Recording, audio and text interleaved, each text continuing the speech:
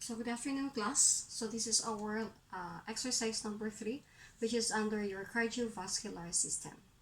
Okay, so have you noticed that your Google Classroom has already with your instructional material under your cardiovascular system. So the title of our exercise number 3 is to evaluating if exercises uh, has an effect on our pulse rate. Okay, so I am using your pulse rate, not your heart rate. Okay, so the author Google, it says that your pulse rate and your heart rate are the same. But when you say heart rate, it is about the rate or the beats of your heart. Okay, so it's here. Okay, if you feel which is tilting on the left upper portion of your breast, so that is your heart rate.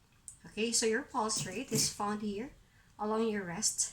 So kung ito yung ating kaliwa, which means nasa outside part siya. So this is your pulse rate. Okay, so pag hindi nyo na-feel yung pulse rate nyo, you have to do this.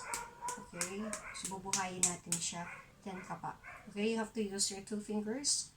Okay, the second finger, which is after your thumb finger, then the second, and then the third. Kapain nyo yan siya, class. Okay, paano nyo mapilang yung buong heart rate, pulse rate na pinapabiling ko. Okay, so the normal heart rate or the normal pulse rate is between 60 to 100 beats per minute. Class ha, per minute. Okay, so which means sa bawat beat ng ating pulse ay binibilang yan. Okay, so pag pumintig siya, that is 1. Pintig ulit, 2, 3, 4, 5. So, the normal value is 60 to 100. But it is not about the normal value kasi since you are under the psychology students. So, our purpose here is to evaluate if exercises increases your pulse rate. Which means evaluate lang natin kung tumaas ba ang ating pulse rate when we are after doing an exercises. Okay, so tatlo ang inyong i-check ng pulse rate at rest, ibig sabihin nagpapahinga. Tapos second is when you are sitting, okay, pag nakaupo. Tapos when you are running, so you have to run first class kasi di naman you have to check the pulse rate during running. You can do it. Okay, so like for example here. But I have 3 samples na kinuha kasi class with your table. The first sample, and then the second sample came from the members of the family or from your friends or from your relatives. Okay, then the third sample is ikaw na. Okay, so ang kukunin nyo with your first 2 samples, the other one is a boy and then the other one is a girl. Kasi para may varies. Kung ito ba kung one of the factors ba is at the age, kung bakit nagkaroon. So you have to search it. Okay, one of the factors. So alam naman natin when you are doing your research papers, ganun talaga. Okay, may mga factors na nangyayari. Okay, paano nyo ito gagawin? So this is your rest. This is your watch. Okay, pwede rin yung stopwatch nyo kung nahihirapan kayo. So pag stopwatch, igagamitin nyo 1 minuto. Okay, pag sa rest naman, this one, syempre yung umiikot, that is your seconds. Okay, 1 minute. So, 1 minute is equal to 60 seconds. Kung dito siya nag-uumpisa yung pagbibilang mo, ganun mo lang siya, class. Ibaba mo siya dyan na nakikita niyo yung seconds. Okay? Then, make sure na nandito na yung ating mga kamay. Ang ating dalawang daliri.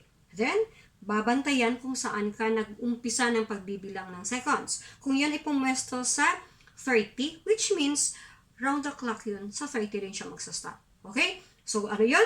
Okay, so you have to start at rest. So, nasa 30 siya. 1, 2, 3. Paikutin nyo yun ng 1 minuto. How about when you are sitting? So, you have to sit down.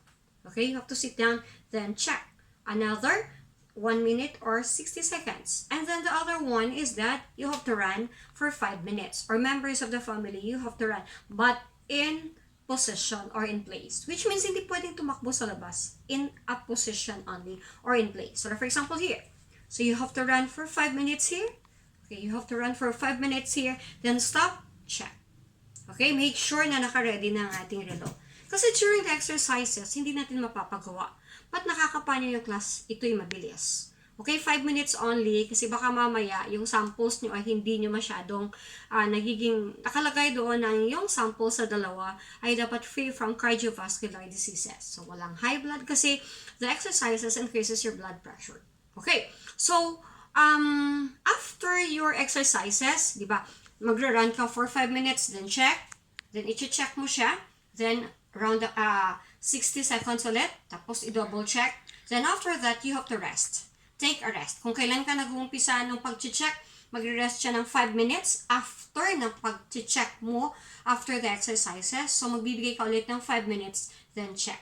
Okay, make sure na bumaba ang pulse rate ng chine-check nyo after the exercises. Okay? Yun kasi ay nagbibigay ng babala if there is something wrong inside our body. Okay? So, that is the end of your the demonstration of taking a pulse.